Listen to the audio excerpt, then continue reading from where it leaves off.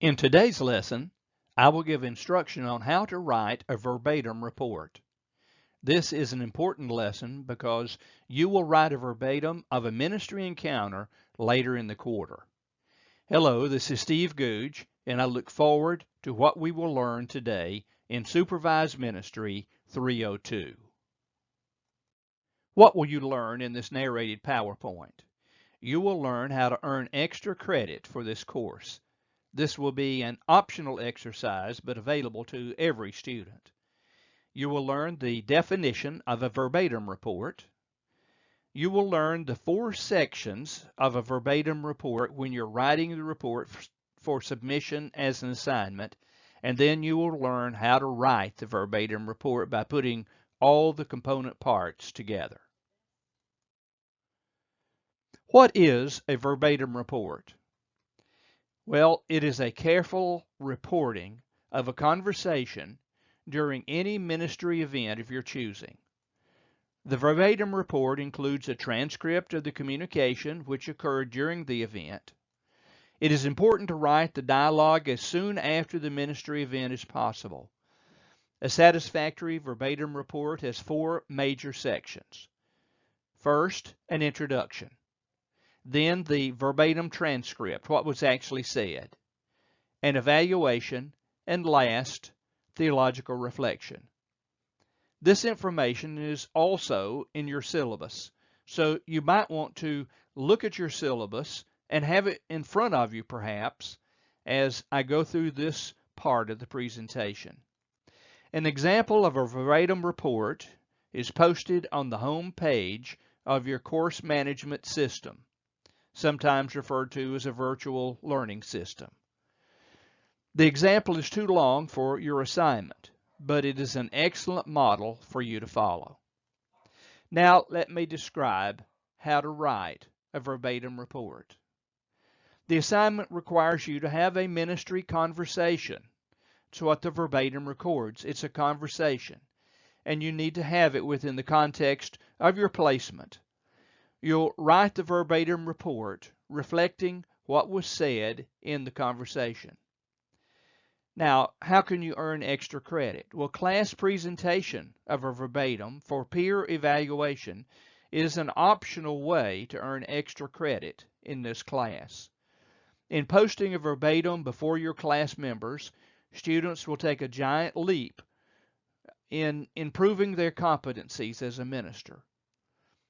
Let me know if you'd like to volunteer for this assignment.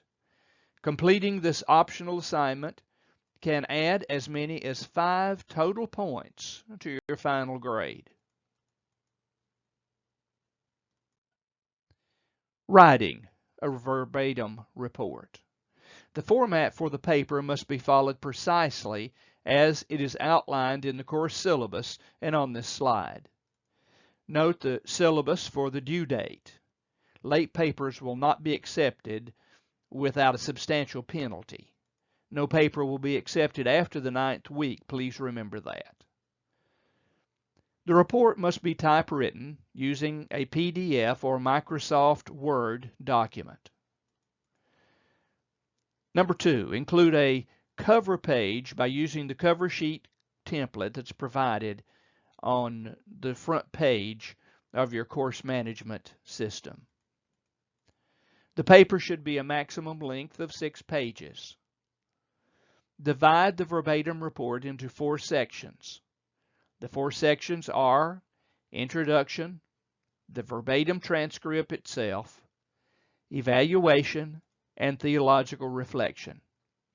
On the next few slides, I will describe the 4 sections required for this assignment. The introduction gives the date this ministry took place and other crucial information. Note the experience should be personal, it should be your own, and it should be current. Now, in this section, you'll want to talk about the known facts.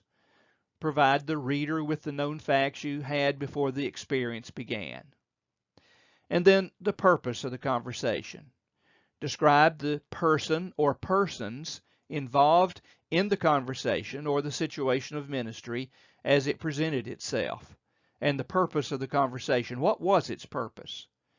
If you had a long-standing relationship with anyone involved, please describe this briefly in this section of your paper. And then number 3, observations. Observations should be noted, including how the conversation developed. Was there anything unrelated to the experience that may have affected your behavior during the experience? Are there sociocultural or ethnic factors that influenced how you process this verbatim? Language, economic, racial, ethnic differences, age, education, and so forth could be a factor. What motivated your response in this particular situation? Not only the known facts, the purpose of the conversation, and your observations, but fourth, my feelings and assumptions. How would you describe your feelings and assumptions in this conversation? What was on your mind before this interaction? Were you aware of any anxiety or excitement? That is what should be in the introduction. Now the verbatim transcript.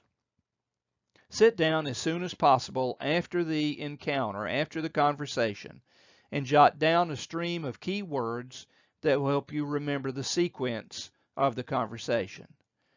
Take time to recall your feelings during and after this experience, and to develop those in as much detail as time allows. Enter only direct quotations when you begin to type up the encounter. Use a separate paragraph each time a person speaks, which is indicated by the initials of the person speaking and the number of the speech. For example, M1 or P1 followed by M2 or P2. Now, to understand this code, M might mean you, and the number 1 would be the first time you spoke. P might be the person I'm talking to, and it would reference the person that you're communicating with. The first time they speak would be P1. The second time they would speak would be P2. Again, check the model that I've provided for you in this classroom or course management system. Place all nonverbal communication in parentheses, as well as insights, thoughts, and feelings of which you are aware.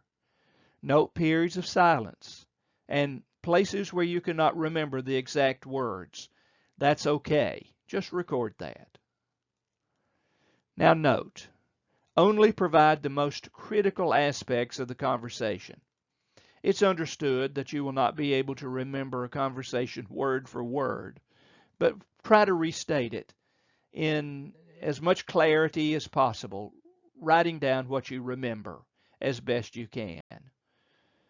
What you remember is significant, regardless of whether it is literally what was said or done.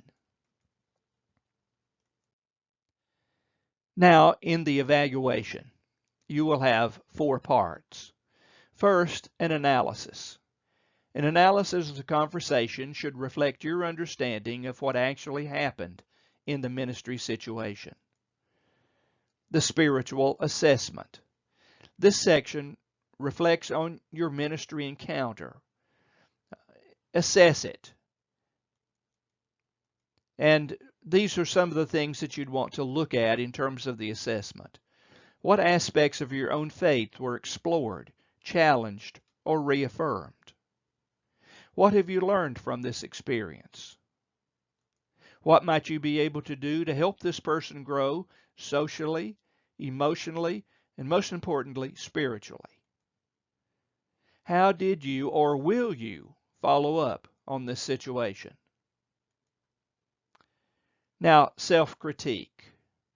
Self-critique will be be involved in the self-critique by asking, what did I say, do, or think that was right? How could I improve what I said, did, or thought? And then interpersonal dynamics. This will be made up of how does the space, position of the bodies, the movements, the setting, and other physical factors lend meaning to this ministry encounter? Were there gaps in the conversation that presented a roadblock saying, don't go there? Were there any periods of silence? If so, what happened as a result of those quiet moments? Theological reflection. Let me just underline this fact. This is the most important part of your paper. To do a theological reflection exhaustively would take many pages, so focus on what you think offers the most insight or perplexes you the most. With what theological issue is the person concerned? Issues of trust, hope, illness, despair? Did the individual speak openly of God, and if so, how would you describe the God they worship? Was fear, love, or other images associated with their God talk? Does your theology differ from the other person's in this situation? How do these differences affect your words and your actions? What's the call of the gospel in this context? Was any aspect of divine activity revealed in this experience for you? What does this encounter reveal about the human condition? About sin, for example, or evil, grace, or salvation? Reflect at a deeper theological level by using the accumulated knowledge and wisdom you have developed in Fruitland Baptist Bible College classes and from life experiences. In your theological reflection, use scripture passages, Bible stories, or images that speak to the issues that you encountered. What different positions have Christians taken on these issues through history? Does theological reflection theological reflection is the most important part of your paper. So be sure that you pay attention to it.